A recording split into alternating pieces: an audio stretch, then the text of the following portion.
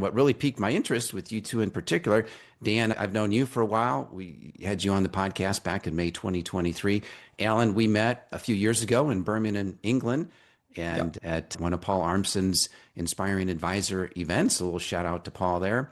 And yeah, so this will be fun to talk. And what sort of prompted it to do this now is each of you recently wrote a very thoughtful piece here on AI and how you think it may develop here over the upcoming years in the financial advice profession. And yet you both took different viewpoints on it. And that's what I really want to talk about here today. So let me start with you, Alan. And if you could just give me a brief overview of this piece that you wrote. And as we sit here today, what's sort of your thinking of how AI is going to affect the financial advice profession?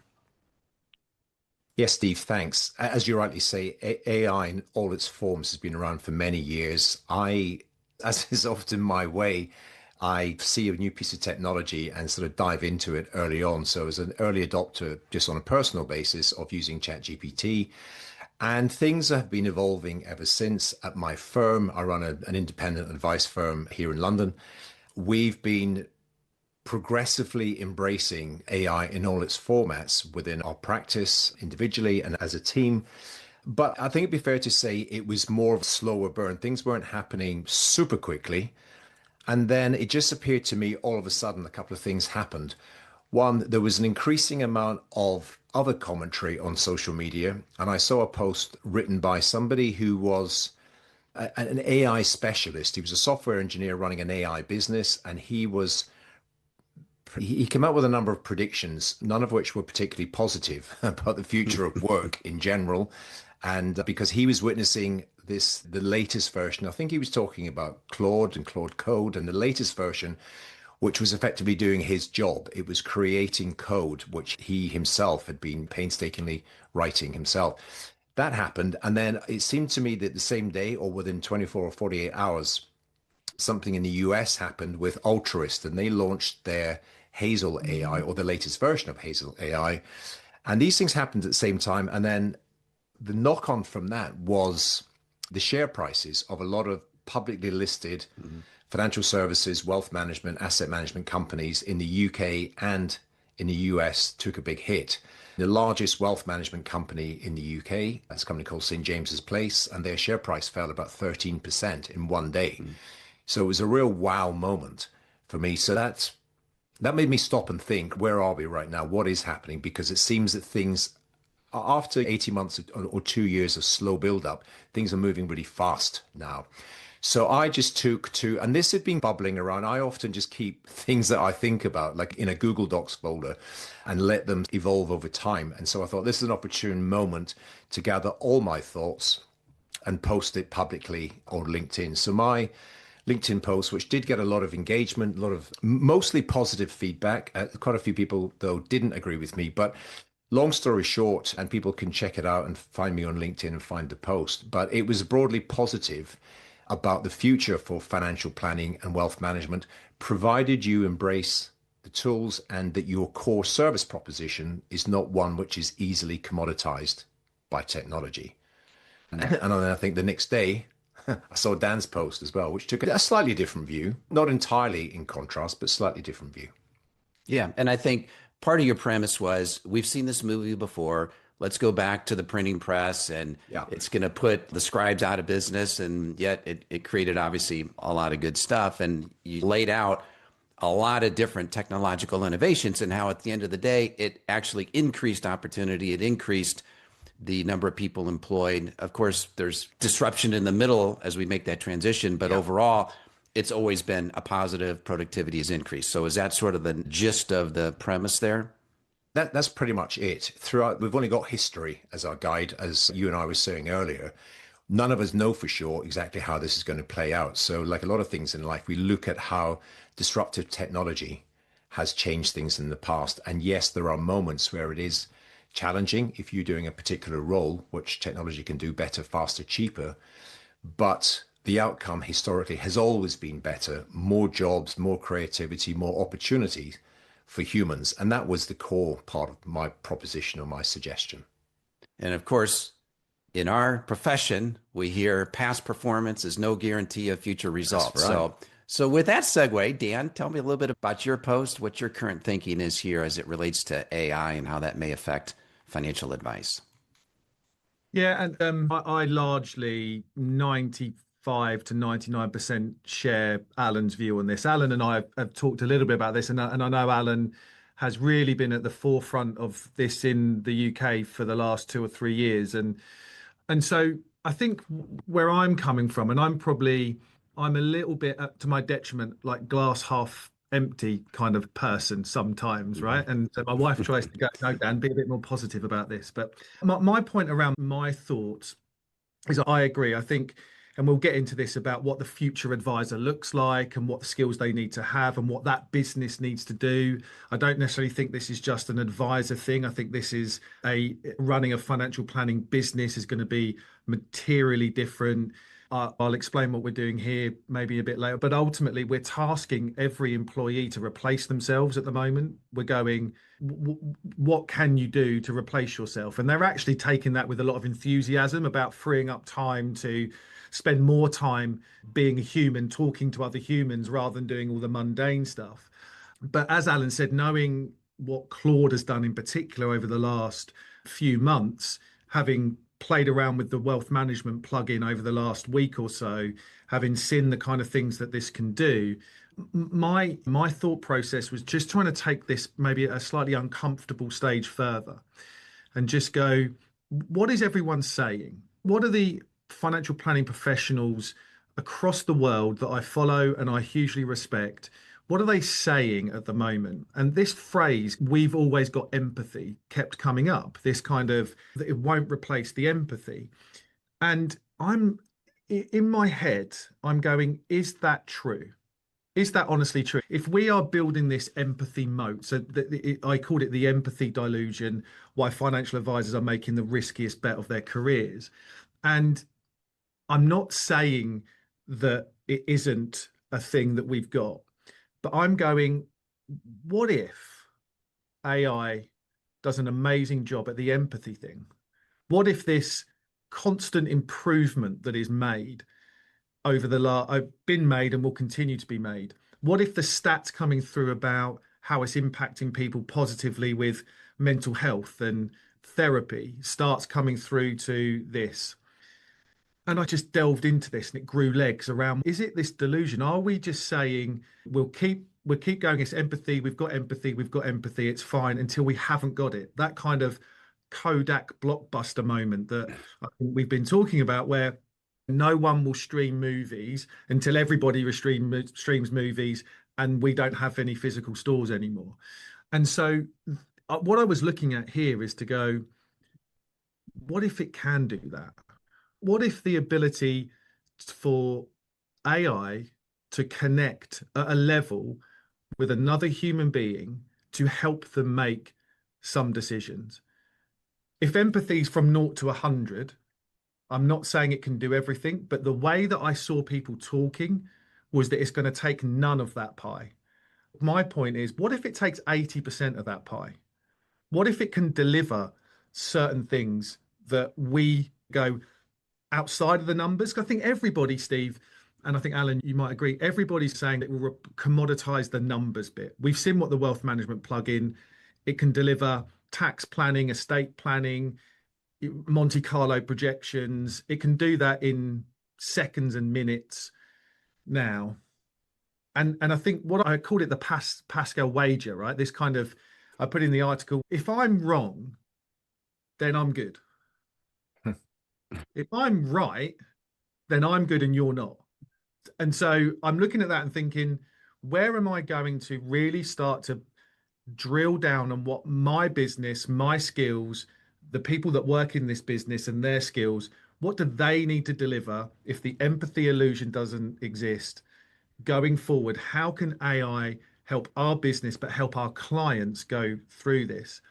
And just to finish that point off, I went down this rabbit hole around kind of regulation and what you guys in the States call fiduciary duty, which we don't really, it's not really a big term over here, but a lot of us practice that. This thing around If we know that a particular service does it faster, cheaper, and better than us, as Alan said, and that costs an absolute fraction, are we being fiduciary if we don't understand that we should deliver that service to our clients? Is that the right thing for the client?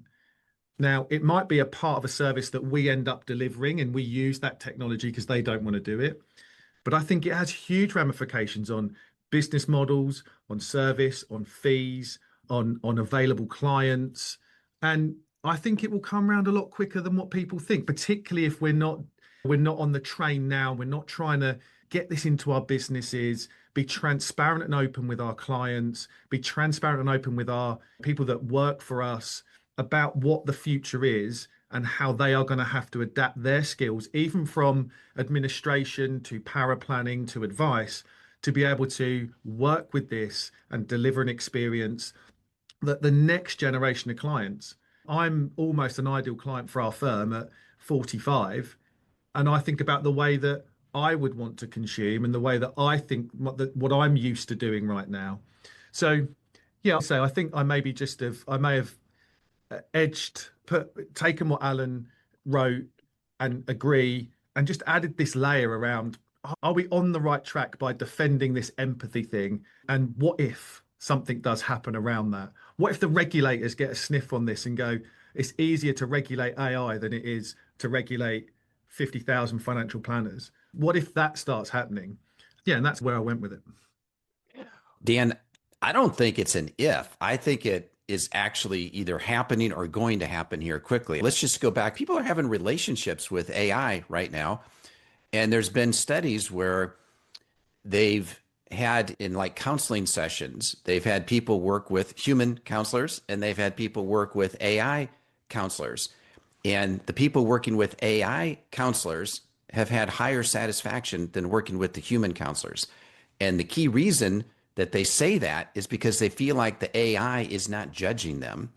Whereas when they're having the human interaction, they feel like that person has their own bias, they're judging me.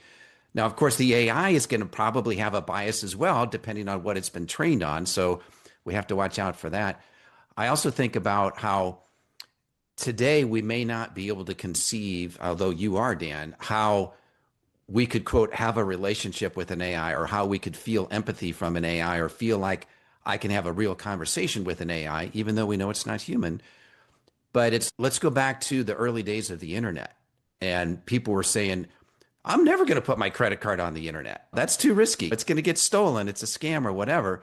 Now everybody puts their cards on the internet. Everybody's buying stuff online and that sort of thing. So what may not seem reasonable today, within a short period of time, will seem like, why did we ever think that was a problem, kind of thing. And I'm thinking it's going to be the same thing here with AI, that what we may not imagine today will be commonplace 2, 3, 5, 10 years from now. So support your point there, Dan, about we cannot get complacent here, because if we get complacent, we're just going to get rolled over. And that's why I enjoy having conversations like this. I think just one point for me, that I think one of the reasons why, and as I said, Alan's a hugely forward-thinking owner of a wonderful financial planning firm, and I feel like I'm in that camp with him. I'm really thinking about the future and what we deliver here. And the one thing that excites me and scares me, and the premise behind the article, is that I think the timescales are completely different in this to any other thing that's ever existed in our lives, right? The adoption of this is, obviously, you show the graphs about the adoption of this stuff, and how quickly people get used to it, how quickly people. I think that's the bit that I don't think we quite understand where that's going to go. I think we all know it probably is going to be quicker, but we're used to things taking a decade and having a bit of time to have some sort of transitional moment. But I don't know whether that transitional moment actually does necessarily happen. And if it does, it could be a year or two, not a decade. And I think that's the bit that all of us I'm thinking, how does that impact? Because if you're not prepared and you get to that moment and you haven't done the work and you don't know what it looks like, you will very quickly be, I don't know, not here or left behind or have nowhere to go with So that's a thought. I agree with that, Dan. The speed at which the technology is moving is unprecedented. If you think about the smartphone that you use now, from the original kind of Nokia style phones to the latest smartphone, that was 20 years or something. We've got amazing computers in our pockets now, but it did take a long time. This is moving a lot faster.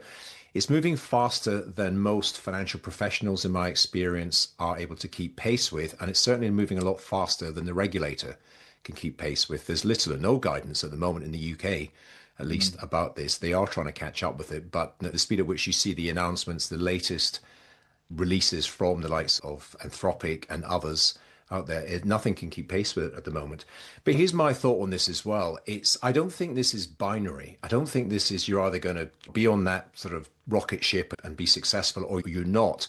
Both things can exist at the same time, as much as there's some of the stats, even in the Schwab report that Steve, that you shared, there's still a relatively small percentage of uptake amongst a lot of people have tried. They've dabbled with ChatGPT or something, but in terms of actually embracing, systemizing their organizations, delivering training to their teams, that's still a very small percentage of the sort of financial professional marketplace. So that's moving at that pace. But I think what happens is, and it was another thing that I put in my post, is that in the UK, the numbers may be similar in the US, but in the UK, only 9% of adults pay for financial advice. So 91% of adults don't, either can't, won't, don't value it, just don't. So the opportunity to make a bigger pie, to have a greater number of people, because we all know, I don't think there's any dispute, that empathetic, thoughtful financial planning, advice, and strategy is valuable. We've all got clients that really value it and are happy to pay for it. But it's a tiny percentage of the population. So number one, I think the pie gets bigger as more people engage with it.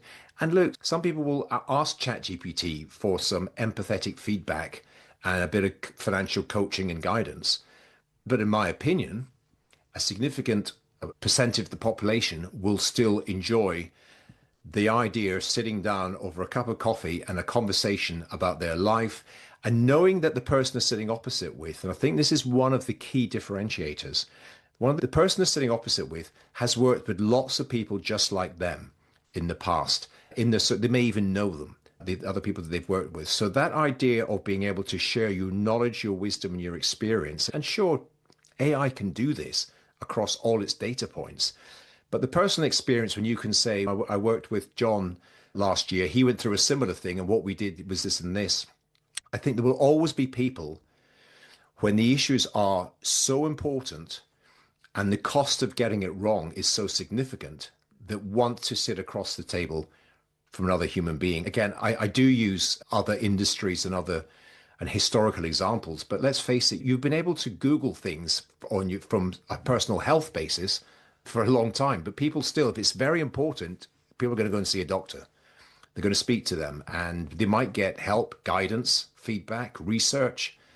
But when things are super important, the human condition is that we prefer to hear the wise counsel, the knowledge and the experience of a fellow human being. That's my view. Yeah, no, and I agree with that 100%. And your point about this isn't a binary outcome, I agree with that as well. I'm very much into this idea of polarities. It's not either or thinking, it's both and, it's yes and type thinking. So I think all these angles can coexist and will definitely create different opportunities for folks. So we talk about history. So let's use an analogy here and see if it makes sense for the financial advice profession. So let's think about travel agents. So I was doing a little research with AI in preparation for this conversation. So in 1995, I was comparing, okay, how many travel agents were there in 1995? So that was essentially the year that the internet started to explode. And then how many were there in 2024? And I'm just going to pull it up on my screen here. You guys aren't going to be able to see it, but basically, and this is just in the United States, long story short, the number of travel agents between 1995 and 2024 in the United States on a per capita basis, so taking into account population has grown pretty significantly here in the US since that time, number of agents has dropped 41%. And not surprisingly, what's happened is in 1995, as a travel agent, you basically had all the information. I couldn't go online. I couldn't see what the travel schedules were, the flight schedules. So I had to call someone who had access to the proprietary system. Now all that's on the internet. And so those people who were simply order takers, they basically went out of business. But then there was an explosion in the high-end travel agent who was creating customized multi-city trips, safaris in Africa, local guides, all the complicated stuff. So there was a huge increase in that, a huge drop in the commodity type travel agent. So my question to each of you, and let me start with you, Alan, since we were just talking with you. Yeah. Do you think there's an analogy there for financial advisors in that as AI takes more of the technical piece, Hazel is a good example here in the US with Altruist, there's going to be more and more of that.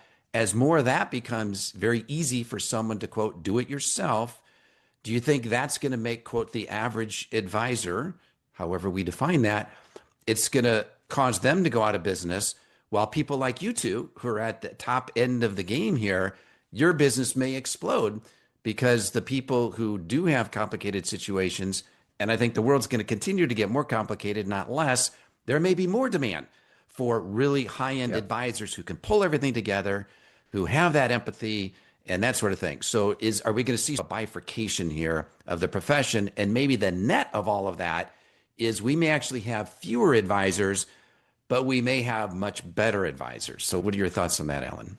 Yeah, it's a great point, Stephen. I can relate to that on the travel agent thing because even to this day, if I've got a simple thing to do like book a flight from here to somewhere else, that's done on an app really quickly.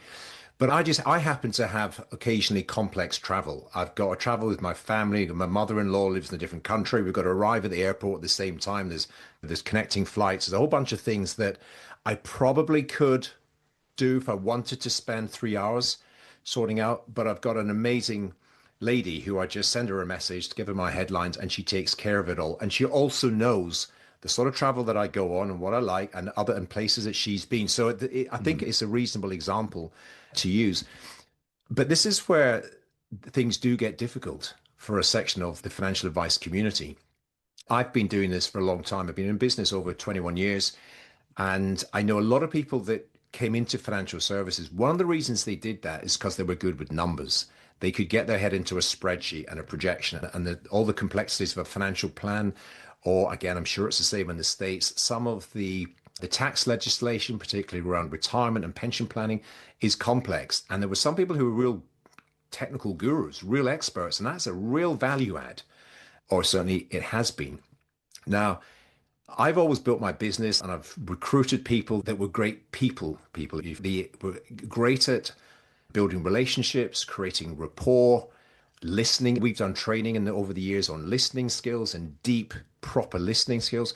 If I'm being candid, I don't think that's prevalent. I don't think that is everywhere you look. I think a lot of people come into the profession because they were numbers people, and that has been suddenly devalued because the machines will always be better at technical calculations, and they're getting better and better as time goes on.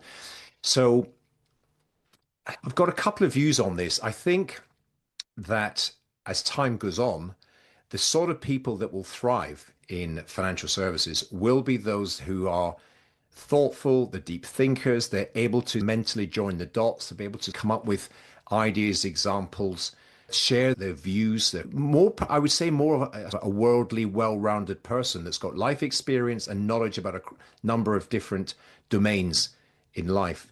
The one area that is going to be unquestionably disrupted is, again, I'd call it the back office, the middle office. Like Dan, we've got people, we call them paraplanners, and that's what they do. An advisor meets with the client, gathers knowledge, gathers information about the client's circumstances, and they go away and pull all that data together and crunch the numbers and come up with reports and plans and what have you.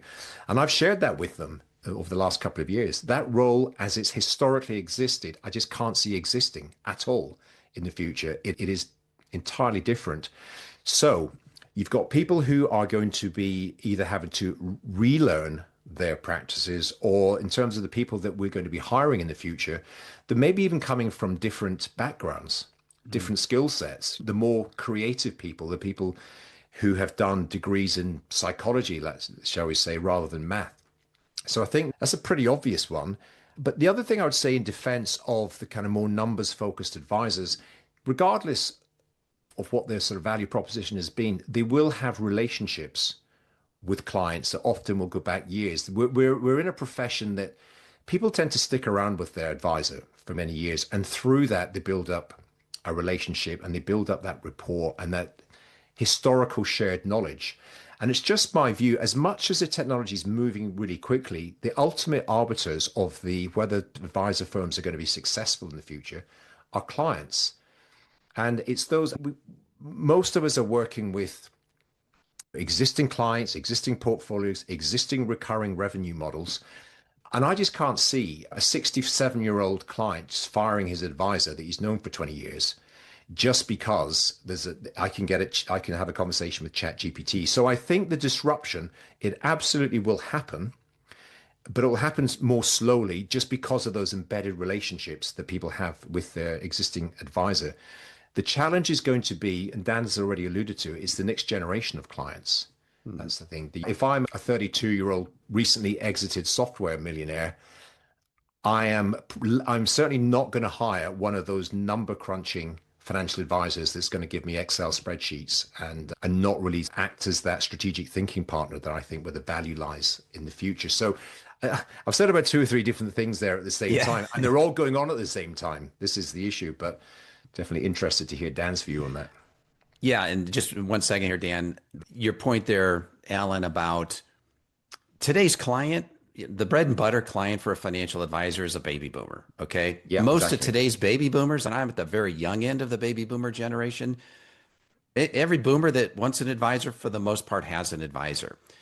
And most of us didn't grow up with this technology, or were not that interested in technology growing up, although I was programming BASIC back in the late 1970s and COBOL and even used punch cards. So I'm dating myself, but most people aren't like that my age. But the younger generation, like you're saying, they grew up with this. And so it's going to be comfortable for them to do all their stuff on their phones. Look, we got Robinhood, we got all this stuff where it's all gamified, blah, blah, blah. So they're very comfortable with that. Today's bread and butter advisor client isn't. So I think your point's well taken about, I agree. Your client today's not likely going to fire you because now I got this AI thing because of the embedded relationships that you mentioned. So Dan, what are your thoughts here on this? Yeah, I should have wrote that down because I've got some stuff I want to say and I'll make sure I get there. So I think just on that point, I absolutely agree, right? We are not going to have an existing baby boomer client who is embedded in the relationship of the firm. I would be shocked and surprised if they ever go, by the way, we don't want you anymore. However, I don't even think it's the client of the future, it's the client of the tomorrow I'm looking at. So I think growth from here on onwards, from actually taking on new clients, looks very different. I.e., I'm trying to think that if it does even move slower than I think, that's a probably 7 to 10 year viewpoint. If I still want to have a firm and I want to be able to attract new clients that are between the ages of 45 and 52 now in the next 5 to 7 years, they are people that have been brought up on technology that will they've quickly adopted and adapted new technology throughout their career, and they will very quickly adopt and adapt this technology that they're seeing now. So I hesitate to go to the 30-year-old. I think that it's a default option to go. The 30-year-old will be the people that actually change this. My personal view is I think it's the 50-year-old, the 45-year-old, the client that will come into a situation in the next 5 to 10 years will demand a different thing. And so I suppose my central point to this around the unadvised lot, and Alan and I live and breathe these stats, looking at how many people take advice and I think shake our head about how many people don't take advice because we know how impactful it is, and we wrestle with the perception of advisors in the UK. It's not particularly great. And I think the 91% unadvised being served is genuinely exciting. There's a really exciting thing there. But I suppose my central view is that expanding the pie and shrinking the baker are not mutually exclusive, if that makes sense. And I think that comes back to what you said about the travel agents. The pie can absolutely expand, but the people delivering or making the service can absolutely shrink at the same time. And I don't necessarily think that an expanding pie equals an expanding sector as it stands today.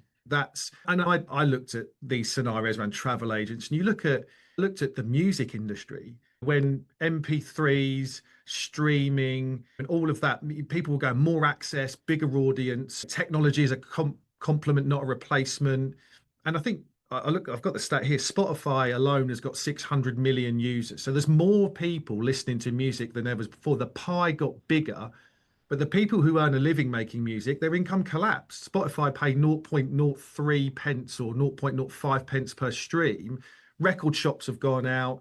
Physical distribution's gone. I think there's now 3 labels that dominate 80% of the music industry. So the pie got massive, but the actual underlying thing that served it got a lot less. And then you've got this weird thing about vinyl music now, right? Where that's a big resurgent in those vinyl shops.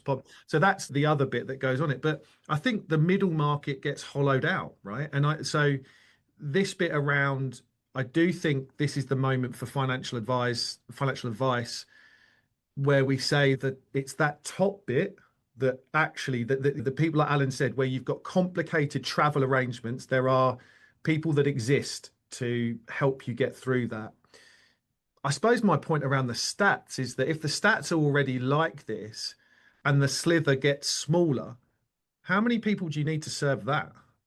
And how do you then, what does that mean for people that are doing this other work, and where do they go if people need like different services and not just full fat financial planning that requires a lot of human input and conversation? Does that sliver get smaller? And so the pie's bigger because there's now an ability to serve more people. But a financial planning business of the future, I think, has multiple different service options that aren't all different service levels of face-to-face financial planning.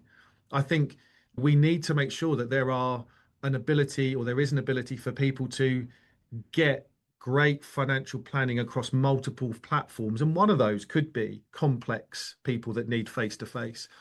So yeah, I think that when I think about how it progresses, right? When you think about augmentation, transcription and fact finds and suitability reports, as Alan said, to be candid, we've lost, and through good reason, 2 people over the last 2 months. One was a trainee power planner, one was a client experience manager, like an administrator, and we're not replacing them. Like we don't need to replace them. We've developed AI-based workflows in this business that it's just, we don't need to replace these people anymore. I have fear around the job market and hiring young people and training them. And then you also have how does this look going forward? And I think that augmentation is stage 1 of every displacement story, isn't it? It's that kind of the transcript, the fact find, advisors are gaining time, accounting, medicine, all that. And that, I think the trouble is the circle of that uniquely human bit shrinks with every cycle. Mm-hmm. And how quickly those cycles go is how this might start to shrink going forward. So I think we'll get into what we think the financial planner and the business looks like in the future. But yeah, I think that's my view. When I think about this, I think about that expanding the pie and shrinking the baker are not mutually exclusive. I think both will probably happen over the next 5 years.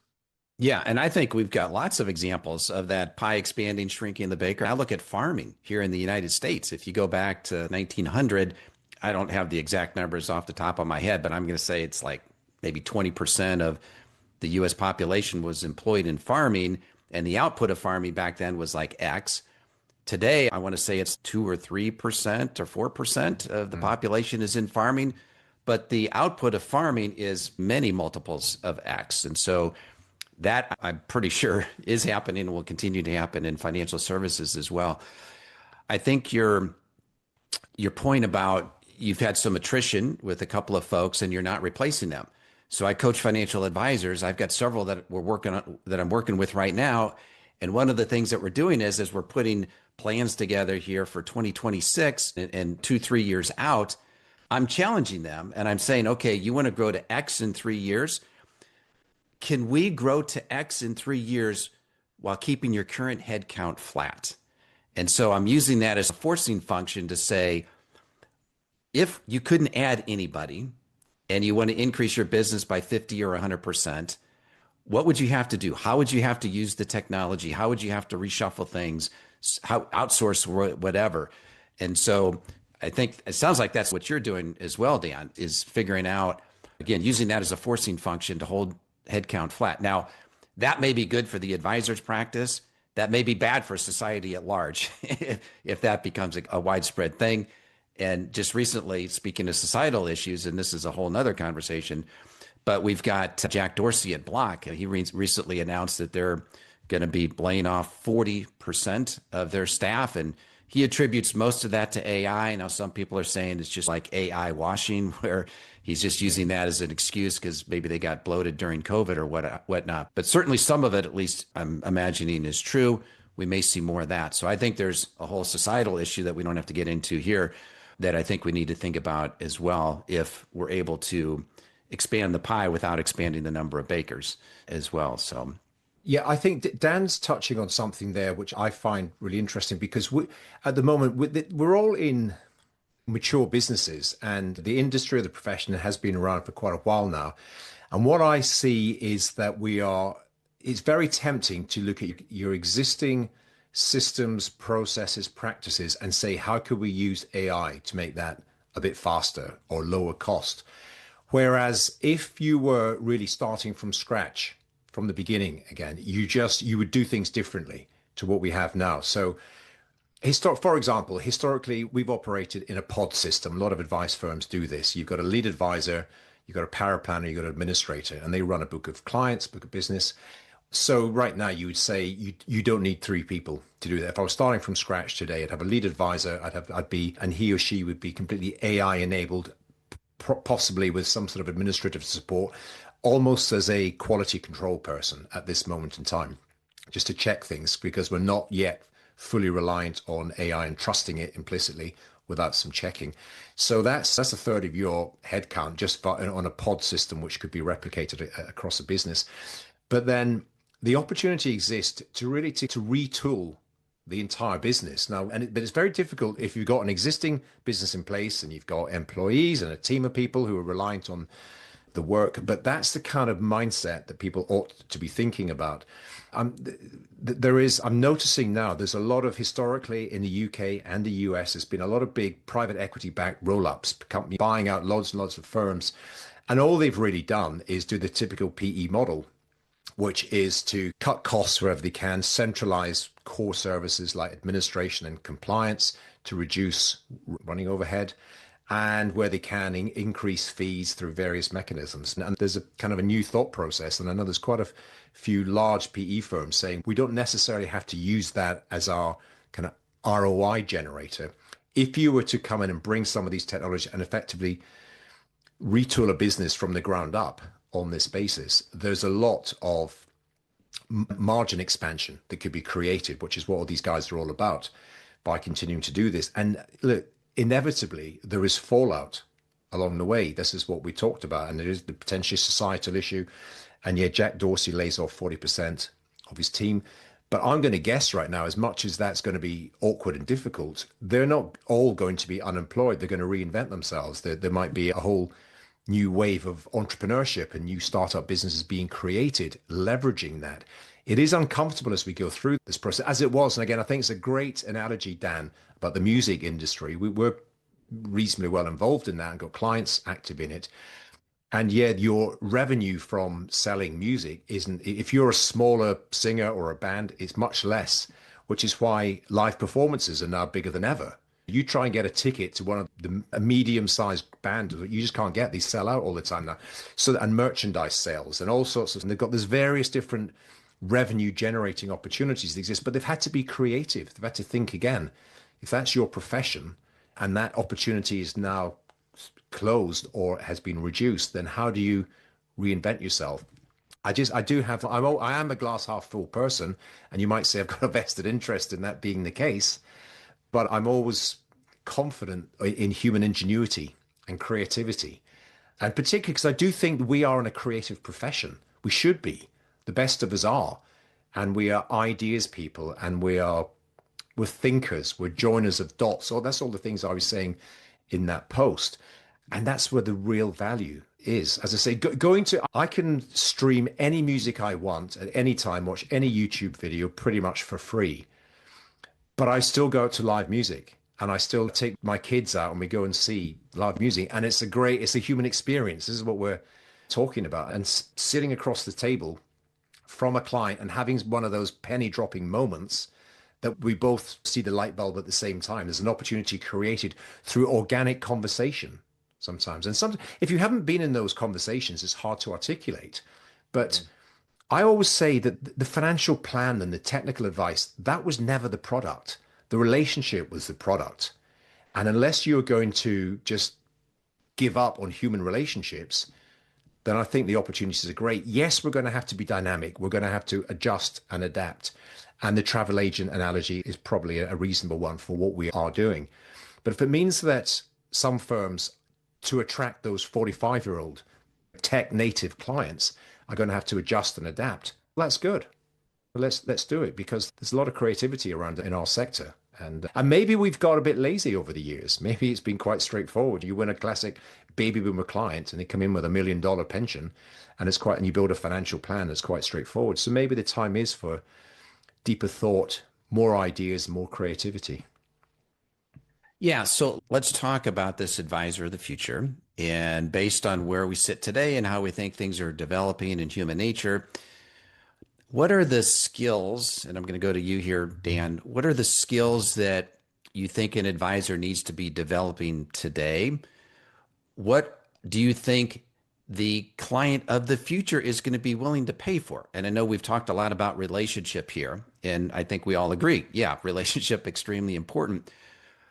But is a relationship worth 15,000 pounds or 20,000 pounds or 30,000 pounds or dollars a year?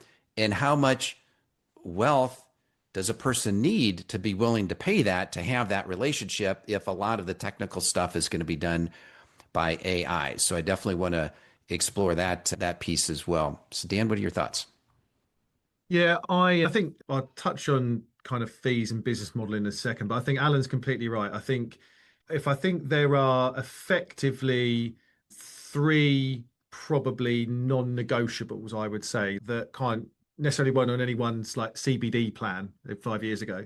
I think AI orchestration is one, right? Like Alan said, I think, and actually this isn't just the advisor. I think this is the business. This is any employee of a financial planning business. And I love Alan's word of creativity. I see myself as a creative. I'm not a numbers person. I got into this because I love people, I love humans, and I'm a creative person. And I think if anyone listening to this is thinking about how to develop themselves over the next 5 years, just have creativity as one word in your head.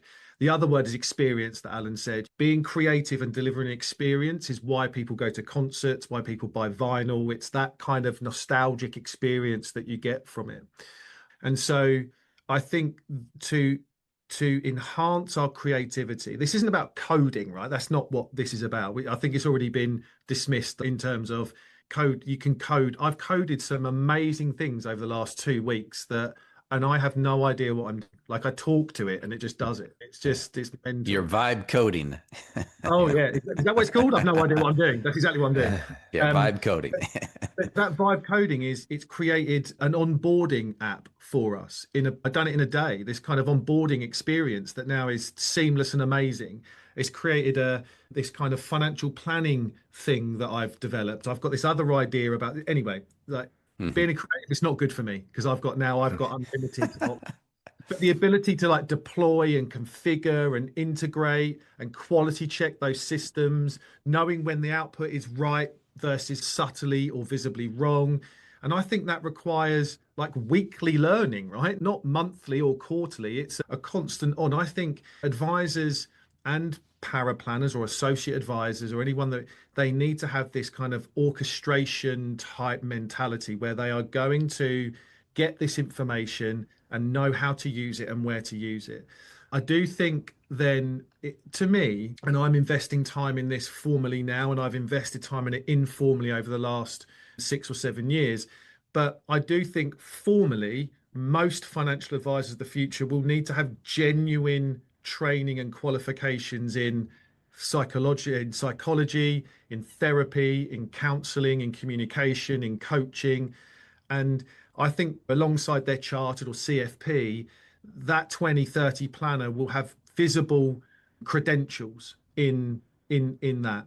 If your qualification is only technical, you're offering the thing that AI already does better than you, quicker and cheaper. So I do think that behavioral coaching, counseling, therapy depth formally comes into this role. And I think we'll get a lot of career, what's the word I'm looking for? People that change careers Yep. from that background. They will come in from a therapy, counseling, psychology background and move formally into delivering this kind of financial planning work. And I think the third thing, look, I think we've already touched on this, right? I think radical self-honesty, this kind of sit down, look at your tasks and ask honestly, could AI do this well or as better? And don't flinch around that. Be honest with yourself. And I would have this kind of thing. Like a mentality I've developed is almost to work backwards. It's the question I'm asking myself is what's the last task the human does that AI genuinely can't?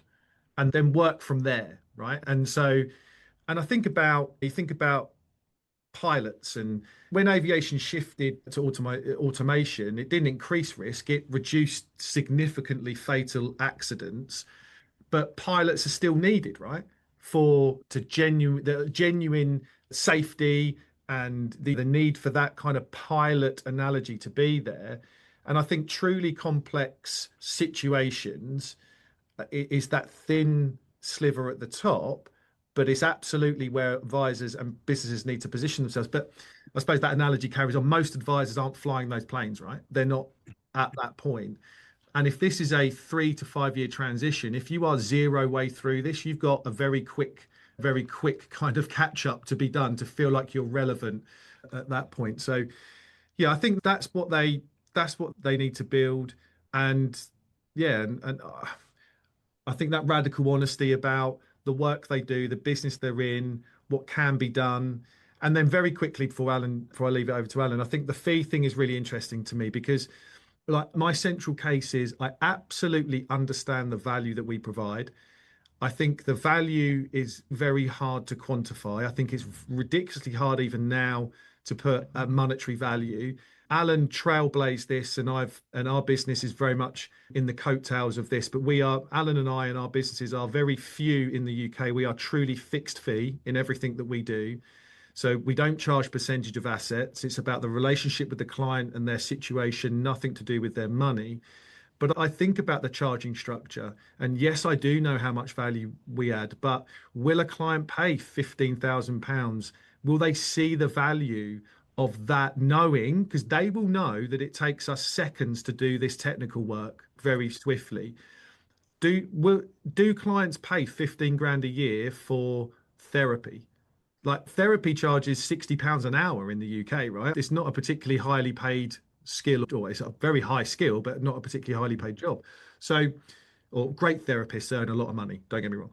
But what does that look like? How do they understand the value that they're getting and how much will they pay for that value? And I think that's where we have to be really flexible, because I don't think we know until we know, if that makes sense. I'm not sure we know. Our existing clients won't blink, but our new clients of the future will very much do a very quick value judgment based on the work that they think you're going to do for them. And so that's the thing I'm definitely wrestling with at the moment in terms of what that looks like and how that has longevity to build a business that continues to generate revenue. So we're here next year and the year after to support those clients, because I do think that cost does fall. It has to fall. So yeah, that's where I'm at. What do you think, Alan? I think we're, to use the term, we're violently agreeing, Dan and I.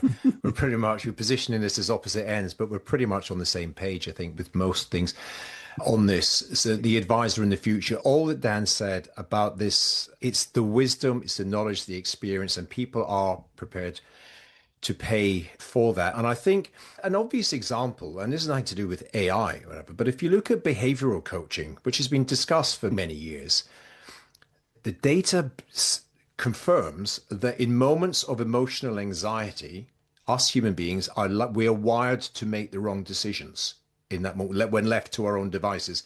This goes back to it's basically in our DNA, isn't it? It's the fight or flight mentality that's been around for forever with human beings. And the interesting thing is, we're speaking now in 2026, and with the occasional blip like COVID, we've generally been in a bull market for nearly 20 years.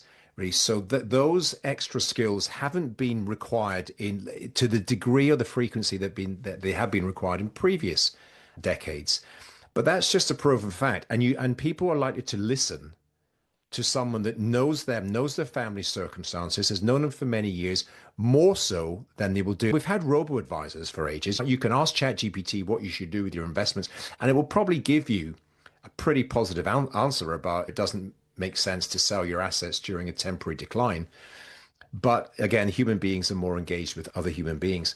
I'm going to just add something else into the mix here. We're talking about success in the future as an advisor, assuming we've got these skills, this ability to build rapport, build relationships, and have empathy.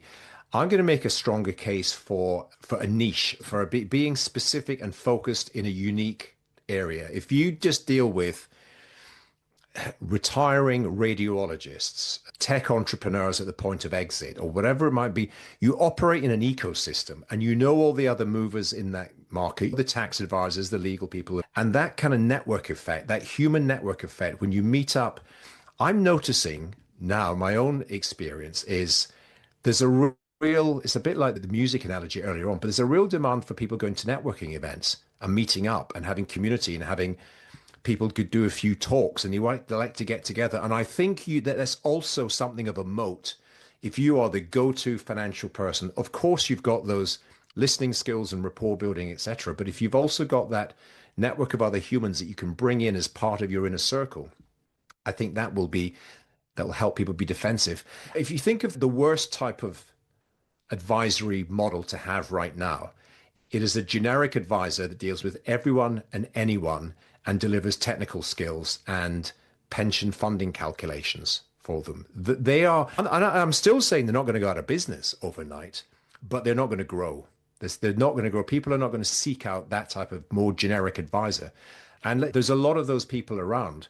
They may be at the age where they can see their own retirement on the horizon. They may just about get away with it. But I think we are all on this conversation. We all remain ambitious. We remain future focused. And I think if you do plan to grow, you're going to have to be alive to the fact that things are going to change and be adaptable to positioning yourself well for the future. And that is really to get your head into this stuff. And I'm really impressed with Dan there, learning to code in recent times and creating his own app. But I'm going to guess you're one of a handful of people in the entire country that's even done that in our profession.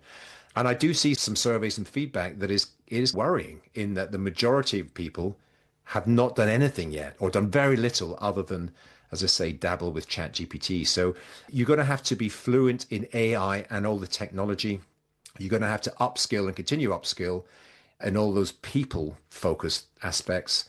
And as I say, I think if you become the go-to firm for that particular segment of the community in the market, I think doing those three things are likely to stand you in good stead for the future. Yeah, I'm going to just share a couple real quick recaps from what you guys are saying, and then I'm going to give each of you an opportunity for one final word here. And I'll probably start with you, Dan. So I was taking a few notes here as you guys were speaking. One thing, systems thinking. So Alan, I think you were touching on this, that as we think about how is AI going to impact our practice and our business, don't think about trying to optimize. Oh, I think I'm going to grab a note taker here and I'm going to grab a thing over there and I'm going to try and optimize these little pieces. No, you got to think about the whole practice. And Dan, I think you were really talking about this too. Look at the whole big picture of the practice and how might I reinvent this? And that gets back to Alan, you were talking about this idea. I call it the clean slate exercise, where you say, knowing what I know today, assuming I have no sunk costs, I have no baggage, we've always done it that way. If I was starting from scratch today, what would I build my business to be? So that gives me like this picture. Then, so like this picture here. Here's where I am today. How close can I get to that ideal thing, knowing that some stuff can't really most likely change? So it's just a little bit of a thought experiment. We were also talking about who's the client of the future. And to your niche point, I think is a great idea. I'm expanding it a little bit bigger in the sense that I think who's going to be most in demand is, again, going back to the travel agent idea, it's going to be the advisor that works with people who have really complicated situations, who have a high frequency of decisions that need to be made. So if we think about the person who retires, well, once they're retired, there's probably not a lot of decisions that need to be made over the next 20 years. Sure, there's some, Right. but not as many as a business owner who is selling equity or taking on debt or thinking about an exit, might have multiple entities, multi-generational family wealth. Lots of decisions get made on a frequent basis. And then the third would be high consequence. So if you think about who are the types of people that fit one, two, or three of those things, financial advisors will always be in demand that can help people think through that. And no AI is going to wipe that out. And then in terms of skill sets, lifelong learning, I think both of you have maybe touched on this, but I just want to reiterate, we absolutely have to be learning this. And Dan, I want to give you a big hug and a big pat on the back for vibe coding. I think that's great. I was talking to one of my clients last week. He did the same thing. He created a new pricing tool on his website, and he spent about 2.5 hours using Claude, and it spit out about 2,000 lines of code that, of course, he didn't write a single line of that code. And then he put it in his WordPress website, and I looked at it like, this is beautiful. And so that's cool. And then, Alan, you're talking about community. I've been a big fan of this idea of creating a community around your clients, because I think there's a direct correlation between the rise of technology and the desire for human interaction. As more and more society becomes technology, I think we're like, I want to go back to the human piece too, right? I want to go off the grid and I want to just get back to nature kind of thing. So I think we still want to be around people. So I think community is key. Okay, so enough of me. So Dan, what's your final thought here to wrap up? Yeah, I love that community piece. I think that's absolutely true. It's a bit that vinyl thing I just said, right? It's that the rise of streaming has had a consequence in the rise of vinyl being bought. I think that's going to have the same thing. The rise of kind of more AI developed work will see the rise in, I think, both online community, which is still online, but also very much so that in-person community. And Dan, I hate to interrupt you, but I just I want to share here that I think really supports what you're saying there about vinyl, and since you both love music. So some years ago, my wife and I were in Milwaukee. We went to this event, and it was called Vinyl Comes Alive. And it was a jazz evening, and they had a jazz band there. And what they did was they took a classic jazz album, they started playing the song, and then about halfway into the song, the jazz band picked up right at that spot, and now we're playing live. And they had a DJ who was like picking all of his favorite songs from these albums, and we're going to play this album here, we're going to play this cut from that album, and halfway through, then the band picks up and starts playing it. And I thought that was so cool. So that really combines the idea. That's a human experience. Exactly. You just listen to the music at home. Totally. You want for the human experience. Yeah. Yeah. And as we still talk about that night, it was just so cool. So yeah, we crave that as humans. We don't. Yeah. Yeah. No, I agree. So look, I think there's just a couple of quick points. I think the clean slate thing is amazing. The one thing I will say is if your clean slate ends up at 50% or more, then you need to really rethink your business model, right? I think a clean slate experience, if you're only thinking about changing 20 to 30 to 40% of your business, if you draw a clean slate and over half your business doesn't exist anymore in that clean slate, that you're in for, there's a time to take action. I think for me, look, I would say that the client experience, the experience that we deliver is the thing that we have. That is our moat, not empathy. The experience moat is what we definitely have to deliver to a client. How we want to deliver that experience, that's down to how we see those clients, right? I do think that ongoing financial planning and relationships are going to be the most challenged by the new bunch of clients. Like, how much are we paying per year for what? I do think that leads us to delivering maybe like a Dan bot or a Alan bot or a capital AI, that kind of thing, where it's there already. There's an always on type thing where people can interact with in their own time. It's ours, it's in our ecosystem, it's part of the service that we provide. I think we need to expand our minds, our business models pretty quickly to make sure that we have the ability to deliver an always on amazing client experience for those people. And I think if we can understand that this is easier, cheaper. Interestingly, like the articles have been saying, that coding now is, for what I've developed over the last couple of weeks, would have cost thousands and thousands of pounds, maybe just even 2 years ago, a year ago.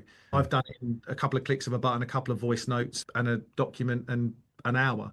So if people are curious, they need to get even more curious, even more creative. There's a real ability for people to think forward and deliver something that's even more meaningful to more people. It just doesn't mean it's what we're doing now. So I think there's an excitement and a challenge to us as a profession going forward. Alan? Yeah, I would add, we've got to think in my firm, as we are literally every day, we are saving time by doing things a more modern way with using the tools which are now available to us. We have literally got more time on our hands. Now, that works if you're able to onboard and take on more clients and new clients. There's more capacity to do so without increasing your headcount. But there's also a great opportunity, because in the past, we've always wanted to do things and have events and meet up with people more often. But there was always time constraints because we're busy doing the busy work. So I think people ought to embrace this opportunity. If you are making material forward steps in terms of just minimizing the time taken to do more laborious, repetitive work, then how are you going to deploy that time? I think is really important. So therefore, again, is your team sufficiently well versed? Are they trained enough? Are they comfortable with reaching out and saying, can we jump on a call? I just want to touch base with you. I think this idea, and I'm going to sort of slightly repeat it as we wrap up, but the idea of just making, to use the analogy, to make a better version of Blockbuster when everyone wants Netflix, that's the wrong thing to do. So we've got to recognize what do clients want. Dan, you hit the nail on the head. This has been on my mind for a long time. We should be an always on platform service, like a YouTube rather than a sort of terrestrial TV channel that gives you just at a certain time. The idea that we default to meeting our clients once a year and go through everything is crazy, but it's all that we could do within the capacity constraints that we had. So everyone should just be thinking more creatively about reverse engineer. As Steve Jobs famously said, begin with the customer and work your way back. What would be a beautiful experience for that customer? And it will be a combination of all these tech-enabled things such that if they've got a question, they read something in the newspaper on a Sunday afternoon, they can just ask and get the response from a bot or whatever. But then they have an opportunity to meet up on a far more regular basis and perhaps a more informal, more social type gathering, perhaps with some jazz musicians playing in the background as well, Steve, where we are breaking bread, we're sharing our histories, our stories, our ideas amongst other like-minded people. That's the opportunity. I'm going to finish off with something that keeps coming back to me, and it has done it over the years. You may be familiar with an author, a very smart guy called Derek Sivers. And Derek, he said, if information was all we needed, we'd all be billionaires with six packs. And I think, to be fair, none of us are billionaires with six packs. And that was the point. His story was really about the internet and just saying there's just so much, but there's so much information, and there's even more so now. And it's better, and it's a different quality, a different type of information. But at the end of the day, people will still respond to other people giving them coaching, counseling, guidance, feedback, rapport, all those great things. So I think the opportunity ahead of all of us is fantastic, and for us and for our clients and for the wider population. But there are going to be some bumps in the road. But hopefully we are better prepared to do that now, having had this conversation. Yeah, appreciate that.